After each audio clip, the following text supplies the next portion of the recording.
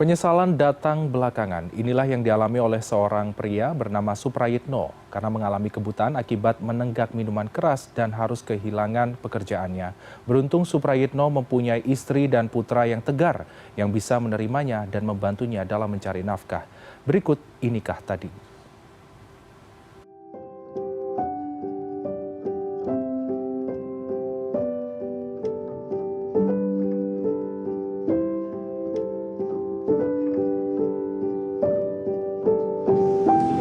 Saya jujur sedih karena saya udah gak bisa berbuat apa-apa lagi, gak bisa membantu, gak bisa menafkahi istri dan anak saya. Hari belum terlalu siang saat Suprayitno meninabobokan Arsyaka Malik yang baru berusia 9 bulan di rumah kontrakannya di Kelurahan Lubang Buaya, Cipayung, Jakarta Timur. Di rumah kontrakan inilah pria 41 tahun ini sudah tinggal beberapa tahun. Mulai dari matanya masih bisa melihat hingga saat ini seluruh penglihatannya telah gelap. Setelah Arsyaka ditidurkan, saatnya ia menyapu rumah. Meskipun sama sekali tidak bisa melihat, tapi syaraf kakinya bisa merasakan bersih atau tidaknya lantai.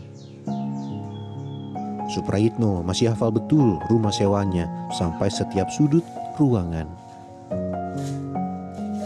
Kehilangan seluruh penglihatan baru dirasakan sekitar 3 tahun belakangan. Awalnya semua normal bagi Suprayitno. Pekerjaan sebagai cleaning service di sebuah rumah sakit pernah dilakoninya. Di sela-sela istirahatnya, Suprayitno masih bisa menjadi pengantar jemput barang online. Kebahagiaan sebagai kepala rumah tangga dilakoninya hingga 4 tahun lamanya. Saya jadi driver Grab dari mulai 2017 sampai 2021. Kejadian kecelakaan ini mata saya nggak bisa melihat. Semenjak kecelakaan seperti ini, musibah yang menimpa diri saya, semua ekonomi saya, anak-anak saya, istri saya, semua jadi terbengkalai. Dari sang istri Risa, Suprayitno dikaruniai 3 orang anak. Ramadan yang kini duduk di kelas 5 sekolah dasar, Azika Fahra Zaina yang berusia 7 tahun, dan Arsyaka si bungsu. Selama menjalani 2 pekerjaan itu, ia mampu menghidupi keluarganya.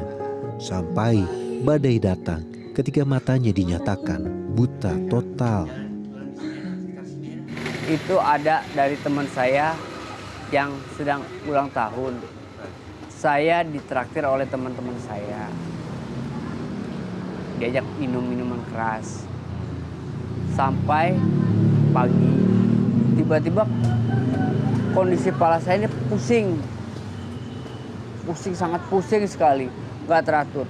Ditambah kondisi napas saya nggak teratur. Setelah saya dinaikkan ke brangkar, tempat tidur rumah sakit, jam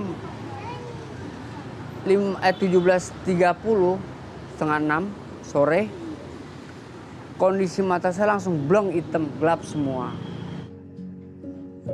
Saat itulah Suprayitno dinyatakan buta dan tidak bisa lagi bekerja seperti biasa. Sejak itulah dunianya menjadi gelap dan kebahagiaannya runtuh.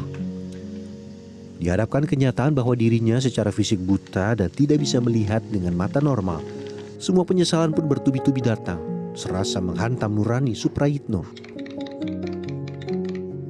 Hari-hari selanjutnya terpaksa berganti sang istri yang harus mencari pekerjaan demi mencukupi kebutuhan keluarganya. Suprayitno pun banting setir menjadi penjual minuman es lumut yang dikemas dalam botol minuman. Bersama anak laki-lakinya, Suprayitno berjualan di sekitar Rumah Sakit Polri, Kramat Jati, Jakarta Timur dengan cara dituntun. Mintain tolong sama ayah. Karena apa? Karena buat makan sehari-hari. Untuk makan sehari-hari. Oh, jualannya untuk makanan sehari-hari. Iya. Aku nonton ayah jalan. Saya menyesal karena udah nggak bisa mengajari anak saya belajar. Sekarang Suprayitno mulai memberanikan diri bersama anaknya berjualan di luar rumah sakit Polri. Salah satunya adalah di pasar tidak jauh dari tempat tinggalnya. Ada yang tidak peduli, namun ada juga yang membeli minuman kemasannya. Ya kasihan sih bawa anak-anak kecil gitu kan. Saya anak saya juga di kampung kan sendiri. Ya sebenarnya kasihan. Masih ada orang yang mau berdagang walaupun tidak ngelihat. Kisah Fahri yang membantu keluarganya berjualan membuat pihak sekolah sangat bangga dan terharu. Di sekolah, Fahri dikenal sebagai anak ceria, namun mengalami hambatan belajar. Ya, Fahri termasuk siswa berkebutuhan khusus. Saat diperiksa di rumah sakit dan dikonsultasikan ke psikolog, IQ Fahri di bawah rata-rata. Dalam kondisi ambang batas atau IQ-nya di bawah rata-rata 71 hingga 79. Ya untuk nilai akademis kalau untuk reguler memang ya di bawah ya. Cuman karena kami kan memberikan pelajarannya sesuai dengan kemampuannya. Nggak ada masalah, baik. Sosialisasi terhadap teman baik, sama guru baik, sama yang lain juga baik. Nggak ada masalah. Oh semangatnya luar biasa. Untuk semangat belajarnya luar biasa. Bahkan waktu saya baru belum tahu kalau anak ini berkebutuhan khusus, saya pikir memang justru aktif. Karena apa-apa nanya gitu, berani bertanya dan sopan gitu. Namun selain IQ, Rukemi melihat Fahri memiliki kecerdasan emosional. Terlihat saat ia membantu ayahnya berjualan. Guru-guru di sekolahnya sangat mengapresiasi Fahri karena keikhlasannya membantu ayahnya untuk bekerja.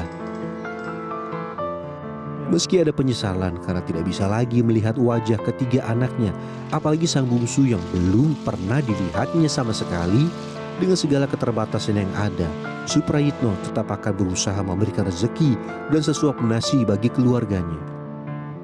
Salah satunya membimbing Fahri menjadi apapun yang dicita-citakannya. Saya tidak patah semangat. Saya akan terus mencari rezeki, mencari sesuap nasi demi anak-anak saya, walaupun dengan keterbatasan yang ada dengan kondisi saya saat ini. Saya harus bisa dan mampu menafkahi anak-anak saya, menafkahi istri saya. Aku pengen jadi polisi karena polisi menjaga keamanan kota. Bagi Fahri, apapun kondisi ayahnya saat ini, baginya sang ayah adalah sosok yang bisa ia banggakan.